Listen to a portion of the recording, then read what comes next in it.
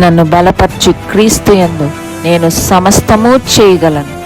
దేవుడు మన పక్షమునుండగా మనకి విరోధి ఎవడు? ఆమేన్, ఆమేన్. ప్రకటన గ్రంథం 21వ అధ్యాయం 27వ వచనం చదువుకుంటున్నాం.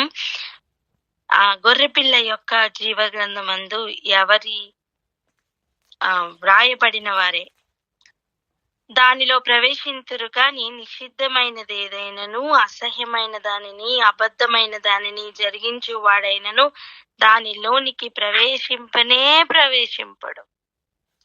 ఈ వచనమే మనం ధ్యానిస్తూ ఉన్నాం. ఈరోజు ఒక విషయాన్ని మనం గమనించుకొని దాన్ని బట్టి ప్రార్థన చేసుకుందాం. చూడండి, అబద్ధమైన దానిని జరిగించువాడు దానిలోనికి ప్రవేశింపడట. జీవితం అంతా కూడా అబద్ధం సరౌండ్ అయి ఉంది మనకి లోకంలో. అబద్ధమే సత్యం మేకప్ వేసుకుని వచ్చింది. చెప్పండి అన్నమాట. అబద్ధమే సత్యం మేకప్ వేసుకుని అది బేసిక్ గా అబద్ధమే, కానీ అది వేసుకున్న మేకప్ మాత్రం ఏంటి? సత్యం. అది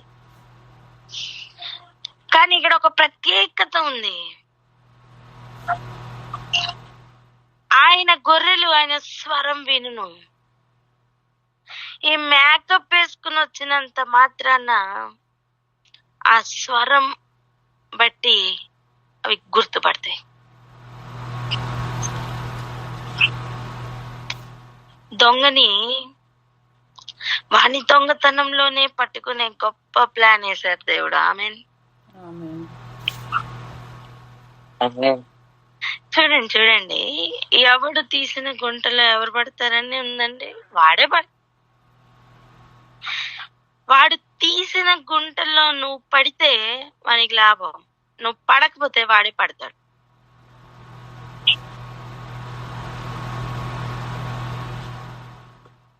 ఎలా ప్రభు అవన్నీ ఆపరేట్ చేస్తున్నా ఒక చిన్న విషయాన్ని చూసుకుందాం. రండి వెళ్దాం.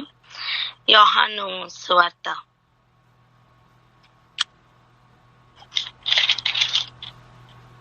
10వ అధ్యాయం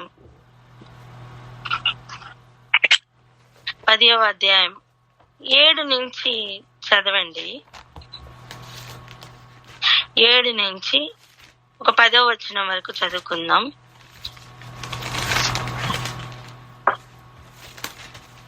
యోహాను సువార్త 10వ అధ్యాయము 7వ వచనం నుంచి 10వ వచనం.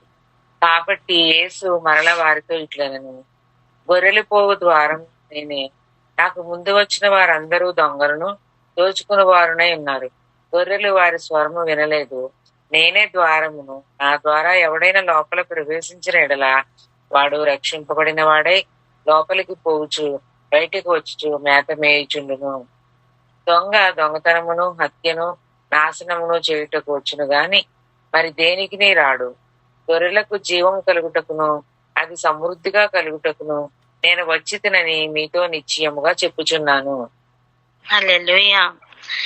ఇక్కడ చూడండి, గొర్రెలు పోవు ద్వారం ఎవరు? నేనే.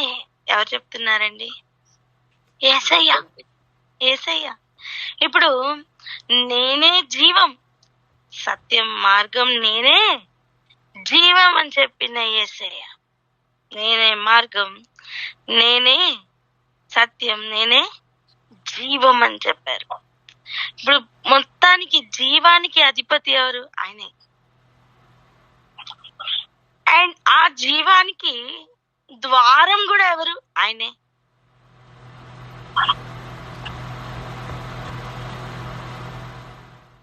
ఆయనే మార్గం చూపించేవారు, ఆయనే మార్గమై ఉన్నారు. ఆయనే జీవమై ఉన్నారు. సో ఆయనే ఆ జీవానికి వెళ్ళే ఆ మార్గం కూడా ఆయనే అయి ఉన్నారు. దాని ద్వారబంధం కూడా ఆయనే. ఆయనలోనికి ప్రవేశించాల. ఇప్పుడు విషయం ఏంటంటే, నాకు ముందు వచ్చిన వారందరూ దొంగలను దోచుకొని వారై ఉన్నారు. గొర్రెలు వారి స్వరం వినలేదు. అర్థం, ఏర్పాటులో లేని గొర్రెలు వారి స్వరం వింటారు. ఎంతమందికి అర్థం అవుతుంది? అర్థం. ఆయన ప్రేమించి అంతము వరకు ప్రేమించి భద్రపరిచిన ఆయన బిడ్డలు ఆయన స్వరంను వింటారు. లోకంలో వారి కొరకే ప్రార్థిస్తున్నాను అని చెప్పారు చూసారా యేసు ప్రభు. వారు ఆయన స్వరం వింటారు.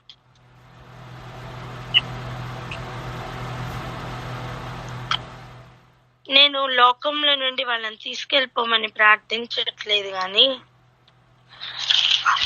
దుష్టుడి నుంచి కాపాడమని ప్రార్థన చేశారు చూసారా. ఆయన చేసిన ప్రార్థన వారి చుట్టూ ఉన్న కాపుదల. ఆయన చేసిన ప్రార్థన వారి చుట్టూ ఉన్న భద్రత.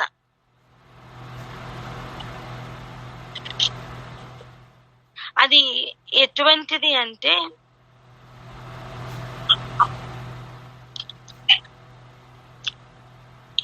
ఈ కాపుదల కానీ, ఈ భద్రత కానీ, ఈ కృప కానీ అన్ని ఆయన స్వరంలోనే ఉన్నాయి. ఆయన పలికిన మాటల్లోనే ఉన్నాయి. అబద్ధమును జరిగించువాడు సత్యమందు నిలువలేడు. చెప్తారా మాట? అబద్ధమును జరిగించేవాడు సత్యమందు నిలువలేడు. ఏదో ఒకదాని మీదనే నిల్చుట సాధ్యమవుతుంది. నీ హృదయం లోపల ఉన్న సత్యము కొరకైన దాహం, దప్పిక, ఆకలి, సత్యం కొరకైన ఆశ, నిరీక్షణ, ఇవన్నీ కూడా నిన్ను ఆ స్వరం వినేటట్టు చేస్తాయి. ఏ స్వరం? సత్యం యొక్క స్వరం. చెప్పండి అన్నమాట. సత్యం యొక్క స్వరం. నా గొర్రెలు నా స్వరం వింటాయి. దొంగల స్వరం ఆయన గొర్రెలు కానివి వింటాయి.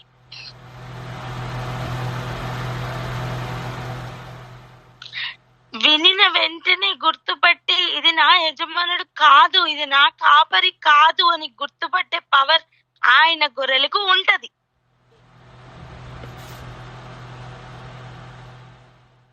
ఆమేనని చెప్పరే.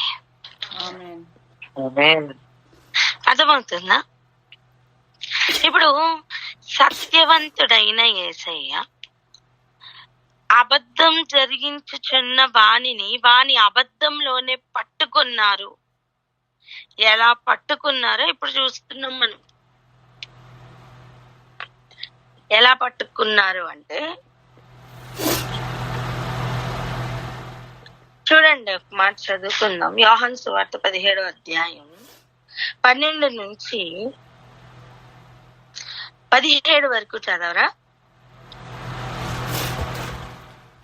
యోహాను సువార్త 17వ అధ్యాయం 12 నుండి 17. నేను వారి యొద్ద ఉండగా నీవు నాకు అనుగ్రహించిన వారిని నీ నామం ముందు కాపాడి తిని నేను వారిని భద్రపరిచితిని గనుక లేఖనము నెరవేరినట్టు నాశనపుత్రుడు తప్ప వారిలో మరి ఎవడునూ నశింపలేదు. ఇప్పుడు నేను నీ యొద్దకు వచ్చుచున్నాను. నా సంతోషం వారి యందు పరిపూర్ణమగునట్టు లోకమందు ఈ మాట చెప్పుచున్నాను. వారికి నీ వాక్యం ఇచ్చి ఉన్నాను. నేను లోక సంబంధిని కానట్టు వారును లోక సంబంధులు కారు గనుక లోకము వారిని ద్వేషించును. నీవు లోకంలో నుండి వారిని తీసుకుని పొమ్మని నేను ప్రార్థించట్లేదు గాని దుష్టుని నుండి వారిని కాపాడమని ప్రార్థించుచున్నాను. నేను లోక సంబంధిని కానట్టు వారును లోక సంబంధులు కారు. సత్యమందు వారిని ప్రతిష్ఠ చేయము.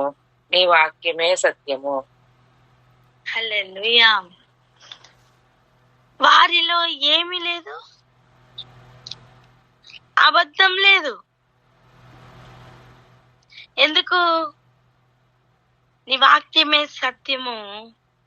ఆ సత్యంలో నువ్వు వారిని ఏం చేస్తున్నావు? ప్రతిష్ఠిస్తున్నావు. ఆయన చేసిన ప్రార్థన ప్రకారం జరిగిద్దా లేదా చెప్పండి? జరగాలి, జరుగుతుంది. అబద్ధమును జరిగించువాడు వాని ప్రవర్తన, వాని లైఫ్ స్టైల్ వేరు. సత్యమును జరిగించువాడు వాని ప్రవర్తన, వాని లైఫ్ స్టైల్ వేరు. దానికంటే ముందు వారి మీద ఉన్న ప్రణాళికే వేరంటున్నా నేను. అని చెప్తున్న మాట చూడండి, నేను లోక సంబంధిని కానట్టు వారును లోక సంబంధులు కారు.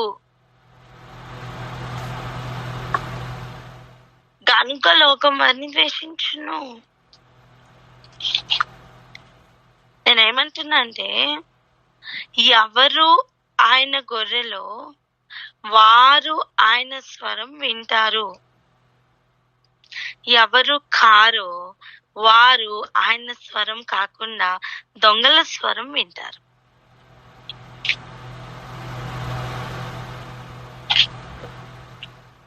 ఇది విషయం. అయితే మరి జరుగుతున్నది ఏమిటి?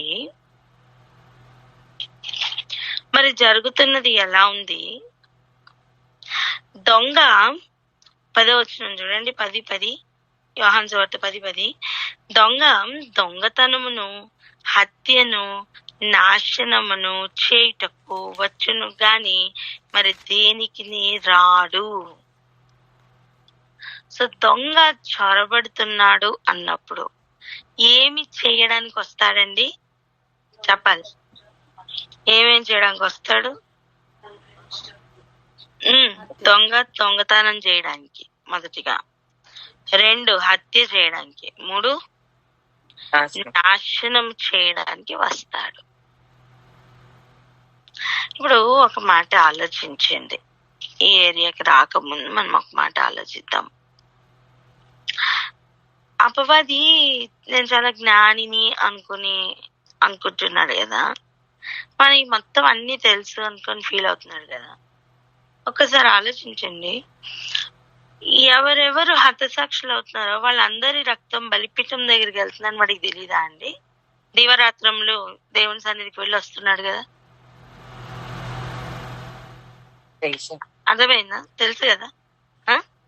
యోహానును అదే ఏరియాకి తీసుకుని వెళ్తున్న సమయం అక్కడ నాదా సత్యస్వరూపి మా కోసం ఎందాక తీర్పు తీర్చకుండా ఉంటావు అని అడుగుతున్న స్వరం అక్కడ ఉన్న వాళ్ళందరికీ వినిపిస్తుంది. మరి వాడు కూడా అది విని ఉండలేదా?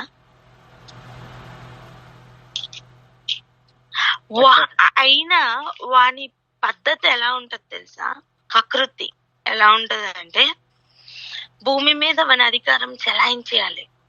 భూమి మీదకి ఎవరైనా దేవుని సంబంధి, సత్యం యొక్క సంబంధి వస్తున్నారు అంటే వాడిని చంపేయాలి.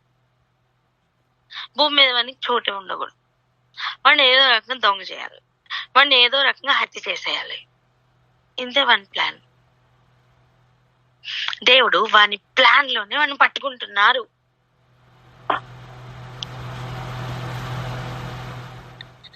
ఆమె నేను చెప్తారనుకున్నా, అసలు మీరు పట్టుకోలేదు.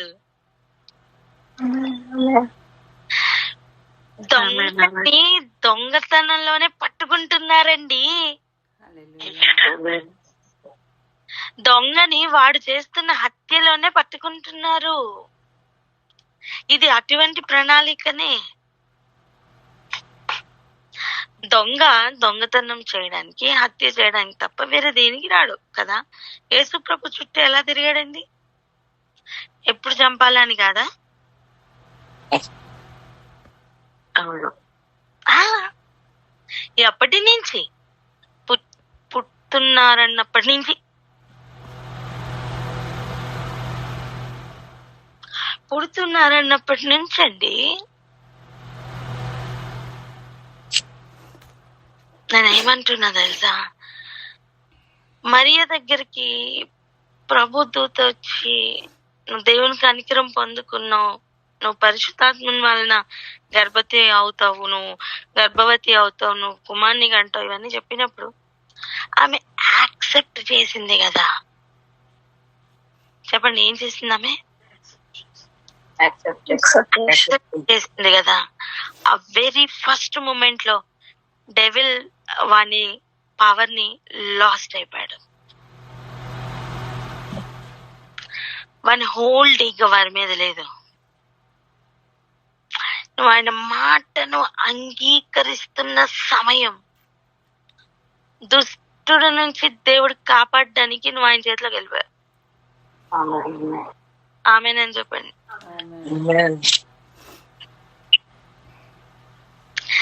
ఆయన స్వరం వినడమే ప్రధానమైన క్వాలిటీ అండి, ఆయన గొర్రెల కాదా అని. నీ వివేకం ఎంత వరకు పని చేయాలంటే, దొంగలు ఒకవైపు ఆయన ఒకవైపు ఉంటే నువ్వు you should make a difference. నీ చెవులకు ఆ జ్ఞానం కావాలా? ఆ జ్ఞానంలో అజ్ఞానంలో గల ఆ జ్ఞానంలో నడవడానికి దేవుడు కృపనిస్తారు. ఎలాంటి కృప అంటే, నువ్వు అబద్ధమైన దాన్ని జరిగించవిక, నువ్వు సత్యమైన దాన్ని జరిగిస్తావు. ఆమె నేను చెప్పాను. నిన్ను భయపెట్టడానికి, ప్రలోభ పెట్టడానికి అపవాది సకల ప్రయత్నాలు చేస్తాడు. బట్ సత్యము వాని యందు లేదు గనుక, నువ్వు సత్యవంతుడైన వాని చేతిలో ఉన్నావు గనుక నువ్వు సత్యం అని జరిగిస్తావు. దొంగని వాని దొంగతనంలో పట్టుకునే బాధ్యత దేవుంది. యుద్ధం ఎవరిది? యెహోవా. దొంగ యొక్క సంగతి దేవుడు చూసుకుంటారు. నువ్వు ఆ దొంగ చేతిలో ఉండొద్దు అంతే.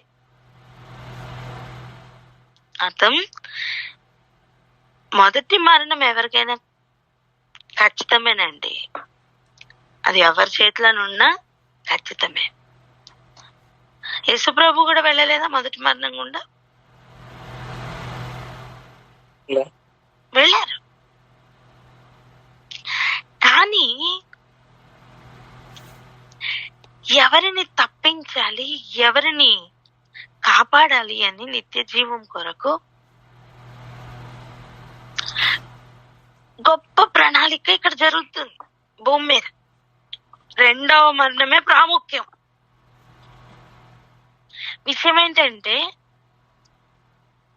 క్షణమాత్రపు ఆనందాలు చూపించి నిన్ను దొంగిలించాలని వాడు ప్రయత్నిస్తున్నాడు. వాడికి చిక్కకు, దొరకకు.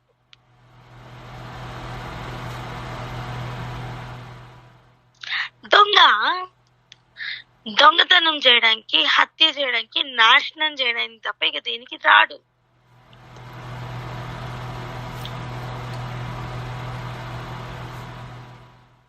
ఒక్కసారైనా ఆయన వాణి స్వరం వింటే వాడు ఏం చేయగలడు? మనల్ని దొంగ చేయగలడు. యేసుప్రభు చేసిన గొప్ప ప్రార్థన, ఆయన వేసిన గొప్ప ప్రణాళిక ఆయన గొర్రెల చుట్టూ కాపుదల, భద్రత ఇస్తున్నాయి. కానీ దానిని దాటి వాని స్వరం వినాలని ఆశపడితే పరిస్థితి ఎలా ఉంటుంది చెప్పనా? ఏదైనా మనంలోనే ఉన్నా సరే అపవాది మాట విన్నట్టు ఉంటది.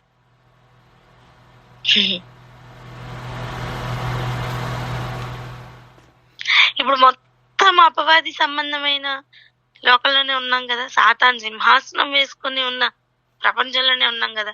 ఎక్కడ మనం ఆయన మాట వినడం సాధ్యం కదా? చెప్పాలి.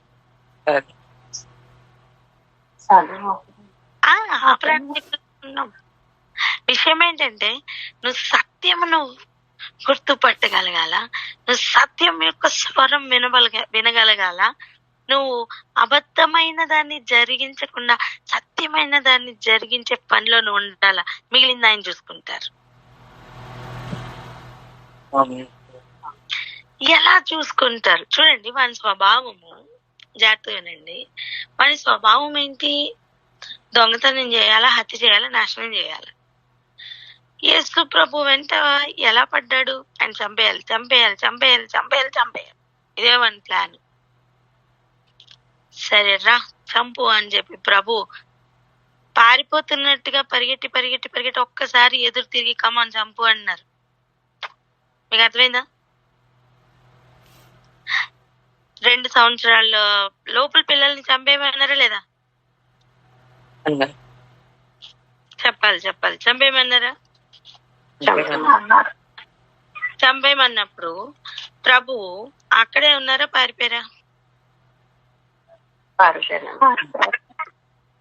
అది ఇప్పుడు పారిపోతున్నట్టుగా చూడండి ఒకసారి యేసు ప్రభుని. విన్నారా? కానీ ఆయన ఒక్కసారిగా దాని వైపు తిరిగి, మీరు ఎవరిని వెతుకుతున్నారు అంటే యేసుని నేనే అన్నారు కదా. ఆ పాయింట్ లో ఆయన దాని వైపు తిరిగారు. వింటున్నారా? నేను చూస్తున్నదే చెప్తున్నా, నాతో ఫాలో అవ్వండి, గ్రహించండి. వీడికున్న ఒక్క బుద్ధి ఏంటి? దొంగతనం. వెంటనే పట్టుకున్న వెంటనే ఏం చేయాలి? చంపాలి, హత్య చేయాలి, నాశనం చేసేయాలి. ఇదే వన్ ప్లాన్. సో వాడి సకల ప్రయత్నాలు టు ఆల్ ద ఎక్స్టెంట్స్ అన్నమాట వాడు వినియోగించాడు. ఎలా వినియోగించాడు తెలుసా? ఆయన పట్టుకొని సిలువ వేయించేసి ఆయన మీద అబద్ధాలు రుద్దేసి వాడు ఏమేం చేయగలడో అన్ని చేశాడండి. కానీ దాని వెనుక ఉన్న విజయం ఆ దీర్ఘ శాంతములోనే దేవుడు పట్టుకున్నారు. దాని లోపల ఉన్న అధికారం ఆయన సంపాదించుకున్నారు.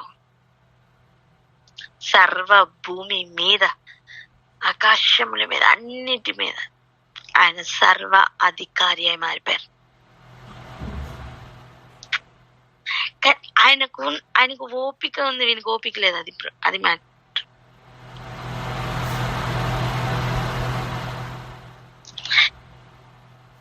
యేసు ప్రభు వారు అలా పారిపోతున్నట్టు కనిపించారు అంతే. ఎప్పుడు వెనుకకు తిరగాలో అప్పుడు తిరిగారు. ఆయనకి సమయం తెలుసు. కరెక్ట్ గా మరణం మీద విజయం పొందే సమయానికి ఆయన ఎదురు తిరిగారు అంటున్నా నేను.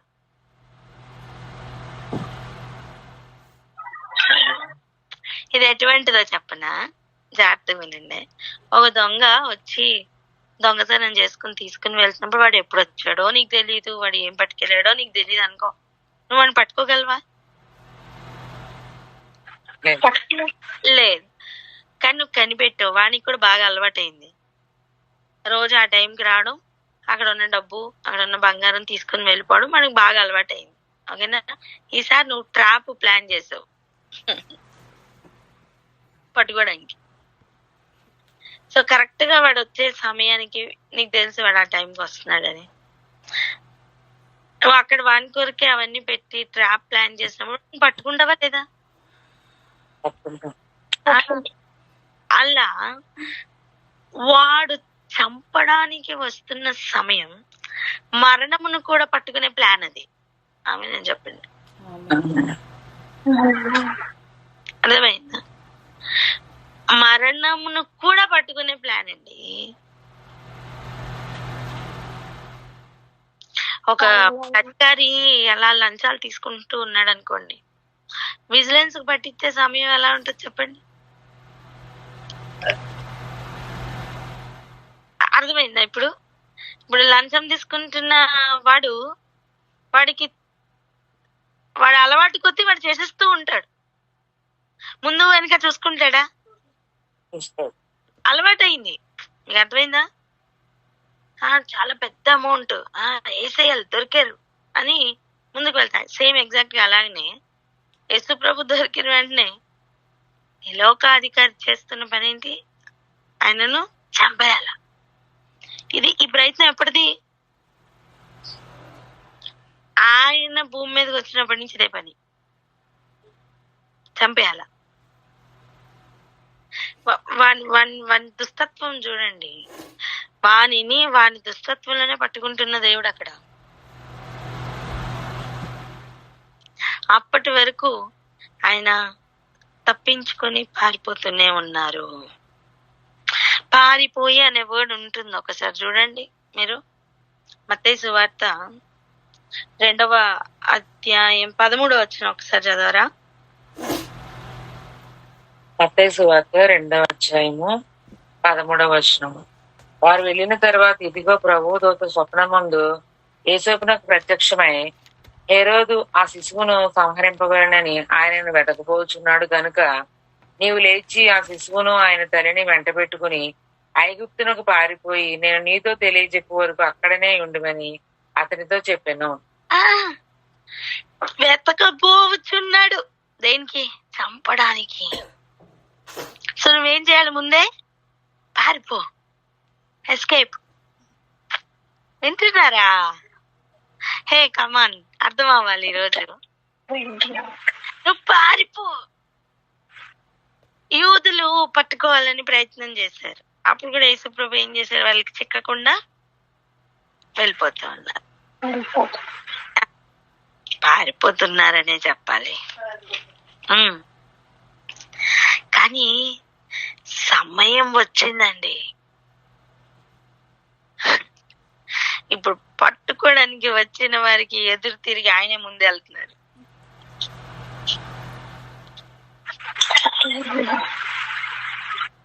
ఆ పవర్ అర్థం అవ్వాలి. అబద్ధమైన దానిని ఎలా పట్టుకున్నారో ఆయన, ఆ పవర్ ఎలా సంపాదించారో చూడండి. మరి ఆయన బాటలో నువ్వు వెళ్ళాలమ్మా, ఆయన మార్గంలో వెళ్ళాలి. ఆయనలోనే జీవం ఉంది. ఆయనే జీవం, ఆయనే ద్వారం, ఆయనే ద్వారం.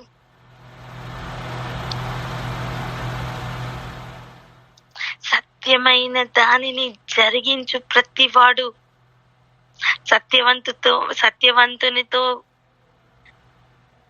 ఇక మిగిలిన యుగములన్నీ ఉండడానికి, యుగ యుగములు రాజ్యము చేయవారుగా ఉండటానికి ఆయనలోనికి ఆయనతోనూ ప్రవేశిస్తారు. అక్కడ ఇక ఆయనే దేవాలయం. అటువంటి పరిస్థితులకు వెళ్తారు.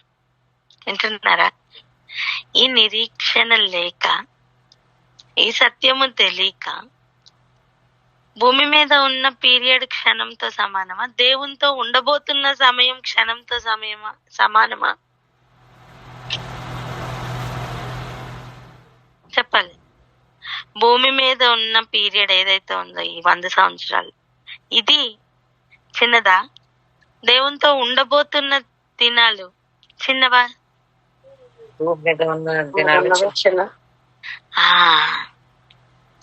ఈ కొద్ది కాలం సత్యమును జరిగించడానికి ప్రయాసపడు. ఈ ప్రయత్నంలో అబద్ధికునికి చిక్కద్దు. నేను ఈ సత్యమే పాటిస్తున్నా, నాకేమొచ్చింది ప్రభా, నన్ను వాడు చంపుతున్నాడు, నాకు మరణమే వచ్చింది అనిపిస్తుంది. కానీ కాదు. జీవంలోనికి, పునరుద్ధానంలోనికి తీసుకుని వెళ్తున్న ద్వారం అది.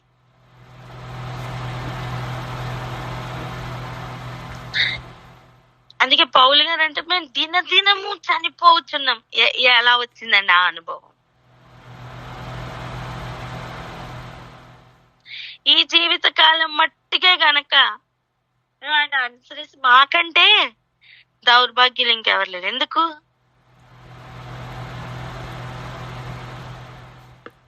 సత్యమైన దానిని జరిగించడానికి పడుతున్న ప్రయాస అండి. నువ్వు ఆ లెవెల్లో ఉండు. దేవుడు నిన్న అక్కడ పెట్టి ట్రాప్ ప్లాన్ చేశారు. కమాన్, మీకు ఇప్పుడు అర్థమైందా? ఆయన గొర్రెల్ని తోడేళ్ల మధ్యలో నీకు పంపిస్తుంది దేనికి?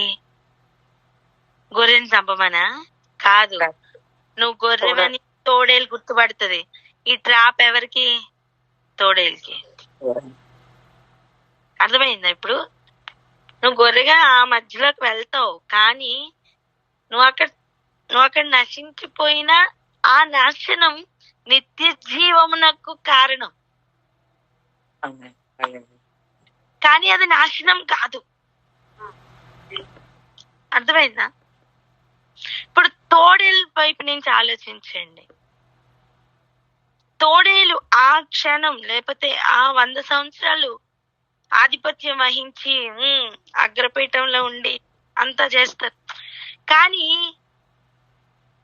ఆ అధికారం, ఆ ఉన్నత స్థితి, అవన్నీ కూడా దేనికి కారణం? నిత్య నాశనానికి కారణం.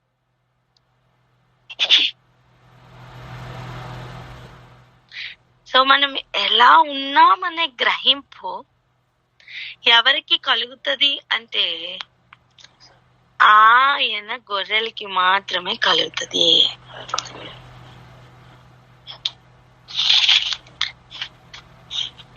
యేసు ప్రభు వారు ఇప్పుడు పారిపోతున్నారు కదా, అప్పుడు ఎలా అనిపిస్తుంది?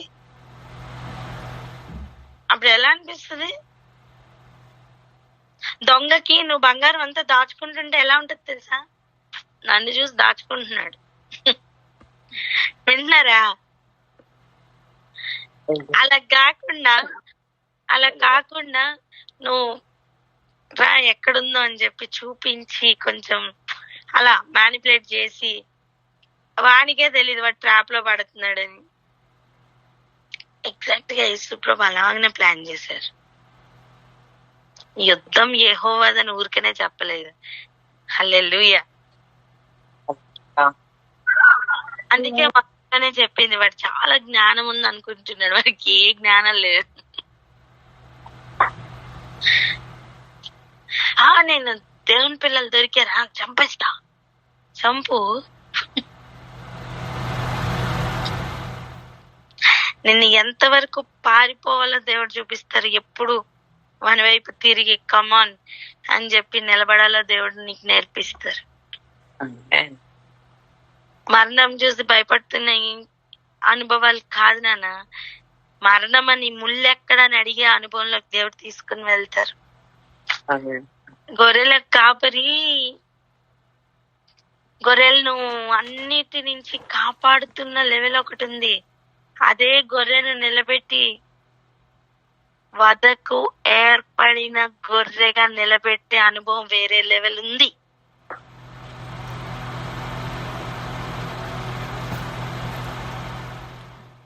వధింపబడిన గొర్రె పిల్ల పొందుకున్న అధికారం ఏదైతే ఉందో ఆ లైన్ లో, అర్థమవుతుందా? ఆ లైన్ లో నిలబెట్టడానికి వధకు ఏర్పడిన గొర్రె పిల్లలను దేవుడు భూమి మీద పోషిస్తున్నారు. ఆయన గొర్రెలు ఆయన స్వరం వినును. అబద్ధమైన దాన్ని జరిగి దొంగల స్వరం అవి వినవు. సత్యవంతుడైన వాని స్వరం అవి వింటాయి. ఏమొచ్చిందండి ప్రభువుని నమ్ముకొని? ఏమొచ్చింది అని చాలా మంది చెప్తారు. లేదు, అవి దొంగల స్వరం. ప్రభులో ఉన్న నిరీక్షణ శ్రేష్టమైనదే. ప్రభు దాచిపెట్టిన మహిమ శ్రేష్టమైనదే. దొంగని దొంగతనంలోనే పట్టుకుంటున్న దేవుడు. దొంగ చంపుటకు వస్తాడట. అసలు మరణమును మృతుల లోకమును కూడా దేవుడు ప్లాన్ చేసిన ప్లాన్ చదువుదాం రండి. ప్రకటన గ్రంథం 20వ అధ్యాయం 14-15 వచనాలు చదవండి. ప్రకటన గ్రంథము 20వ అధ్యాయము 14-15 వచనాలు. మరణమును మృతుల లోకమును అగ్నిగుండములో పడవేయబడెను. ఈ అగ్నిగుండము రెండవ మరణము. ఎవని పేరైనను జీవగ్రంథమందు వ్రాయబడినట్టు కనబడని ఎడల వాడు అగ్నిగుండములో పడవేయబడును.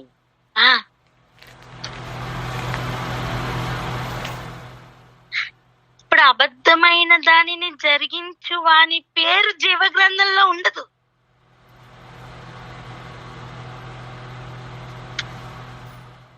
అసలు దేవుడు ప్లాన్ చేసిన ప్లాన్ చూసారా?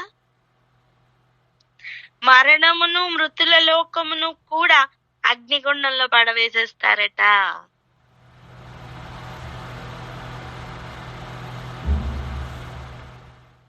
నిన్ను మింగాలనుకుంటున్న మరణం, మొదటి మరణం ఏదైతే ఉందో దానిని దేవుడు రెండవ మరణంలో పడేస్తారట.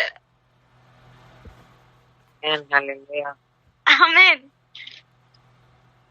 కానీ నీ పేరు జీవ గ్రంథంలో ఉంది కనుక నిన్ను తీస్తారు నానా. హల్లెలూయా.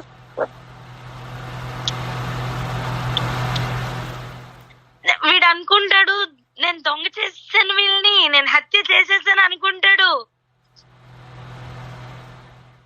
వాడు అలా అనుకునేటట్టు దేవుడు కొంతకాలం అలౌ చేస్తున్నారు. It's only a trap for మరణం. అర్థమైందా? ఇప్పుడు నిన్ను చంపడానికి వస్తున్నాను అనుకుంటున్నాడు నానా. నువ్వు రెడీ అయ్యేంత వరకు నువ్వు పారిపోతున్న అనుభవంలో ఉంటావు అంతే.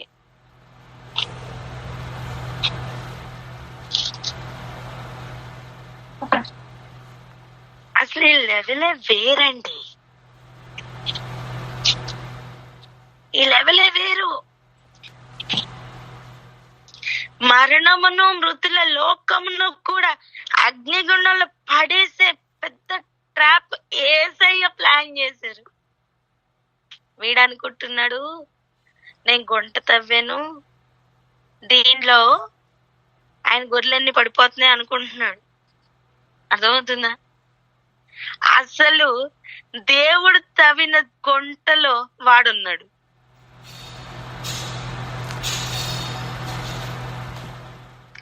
మరణమును మృతుల లోకమును కూడా అగ్నిగుండంలో పడేసే పెద్ద గుంట దేవుడు తవ్వారండి. ఇప్పుడు ఆ ట్రాప్ లో ఎవరు పడ్డాడు? అసలు ఆడు పడ్డాడు. మరణ బలం గలవానిగా వాడు పడ్డాడు ఆ ట్రాప్ లో. జీవం యొక్క బలం ఎవరిలో ఉంది? యేసయ్యలో ఉందని చెప్పండి.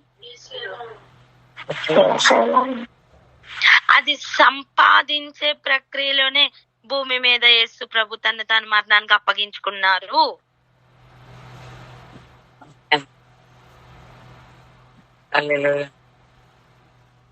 మరణ అనుభవం గుండా ఆయన అందుకే వెళ్ళారు.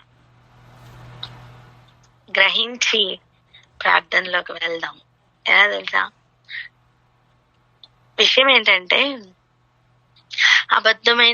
అబద్ధమైన దానిని జరిగిస్తున్నప్పుడు భూమి మీద ఉన్నప్పుడు ఆనందంగా హ్యాపీగా అనిపించవచ్చు, కానీ అది నిత్య మరణంలోనికి తీసుకుని వెళ్తున్న ట్రాప్. సత్యమును జరిగిస్తున్నప్పుడు నువ్వు దినదినము చనిపోతున్న అనుభవంలో ఉన్నట్టుగా అనిపిస్తుంది, కానీ అది మరణమునకే దేవుడు వేసిన ప్లాన్ చేసిన పెద్ద ట్రాప్. ఇది గ్రహించి మనం ఇప్పుడు అబద్ధమును జరిగిద్దామా సత్యమును జరిగిద్దామా అనే ప్లానింగ్ ఇక చేద్దాం. వివేకం కలిగి మనం జరిగిస్తున్నది ఏమిటి అని గుర్తుపడదాం.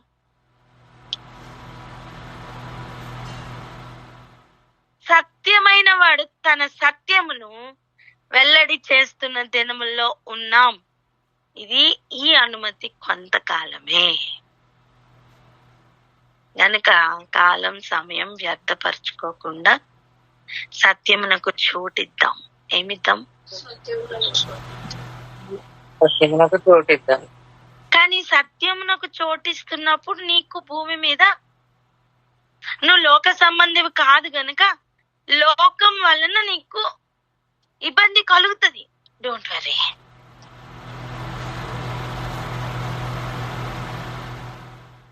అలా ఎలా మెలకుగా ఉండాలి అని ప్రభువుని వేడుకోవడానికి ప్రార్థన చేద్దాం. అక్క. హల్లెలూయా. Thank you Jesus. Thank you lord.